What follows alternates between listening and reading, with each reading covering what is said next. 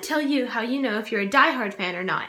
Now, you probably know I am a Fall Out Boy fan, so I'm going to use them as an example. This will work for any artist, I think. I'm not sure. Anyway, let's get straight into it with number 1, shall we? Okay, so the first way to know if you're a diehard fan or not is how much merchandise you have. If you have a lot of merchandise, then you're probably a diehard fan. The second way to know if you're a diehard fan is how many concerts you've been to. And there are variables like, well, do you count festivals, or do you count if they were the openers or anything? Yes, you do count if they're openers. You do count a festival. And also, if you're like in the pit, you're more likely a diehard fan because that thing is loud. I personally have never been in the pit, but I've heard videos that were taken from in the pit. That's loud. I could not stand that. I already could not really. I'm not good with loud stuff, so. And it also depends, like, have you tried to meet them? Have you, stuff like that. It all just, that's a big variables in that, but yeah, the more concerts you've been to, the more likely you are a diehard fan. The third qualification, I guess, the third reason that you would be considered a diehard fan is how well you know them. I know there some Fall Out Boy people know that there's 4 members but can't name their names or what they play. I can. And the more you know about them, and then you're more likely a diehard fan.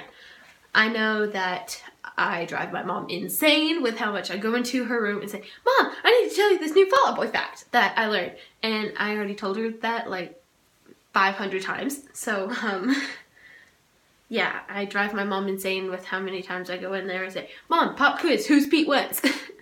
And, so I drive her insane with that, and that is fun. Don't drive your parents insane. That's not this. But anyway, if you want to, go ahead. Yeah, the more you know them, the more likely you are a diehard fan. For example, I would consider myself an expert on Fall Out Boy because I spend most of my time listening to their music and surfing the web for new facts that I don't already know. Most of the time, I can't even find a fact that I don't know. But let's take Panic at the Disco, for example. I know that this lead singer is Brandon Urie, and he has 2 or 3 tattoos. That's all I know from him. And I'm not a diehard fan for Panic at the Disco at all, clearly. Otherwise, I would know a lot more. Like, for example, I know in Fall Out Boy, Andy Hurley, the drummer, has over 5,500 tattoos. I know that, but I don't know that for anyone in Panic at the Disco or Paris or AWOL Nation, or I've heard about these other people, but I'm not really into them. Sorry if you are, but I'm just not.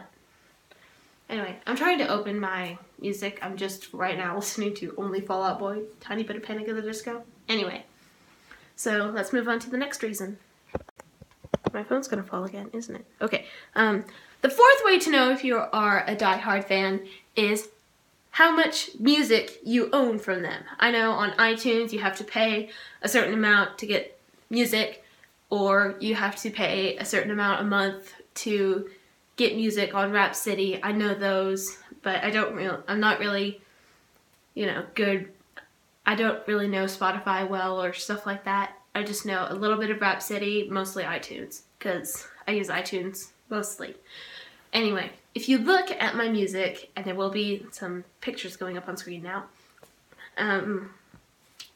my music is mainly Fall Out Boy. I have, I would say 99% of their albums available, and I've listened to every single one of their songs imaginable. And yeah, just these are the pictures you see are just screenshots of my music.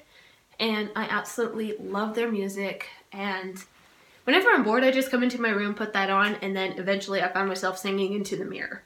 So, yeah, that's how you know if you are a diehard fan. There is one more reason. The final reason that you would know if you are a diehard fan or not is how well you know their songs, believe it or not. I know lots of Fall Out Boy songs seem like Patrick is just singing sounds instead of words, but they are words. And like, for example, Death Valley. I'm going to play a little bit of it. But we are alive here in Death Valley, but don't take love off the table yet, 'cause the light is just fire alarms and losing you. We love a lot, so we only lose a little, but we are alive. Now that does sound a lot like sounds, right? Especially towards those high parts. It's really easy for me to, once I listen to it, I can easily figure it out. It's a talent that I have. And it says, we are alive here in Death Valley, but don't take love off the table yet, 'cause tonight it's just fire alarms and losing you. We love a lot, so we only lose a little, but we are alive, we are alive, we are alive, da-da-da-da-da-da-da. Make sense? No? Okay. And that is how you know if you are a diehard fan or not.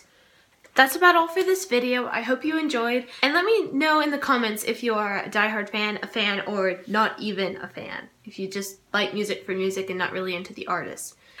Let me know, and I will see you in the next video. Bye.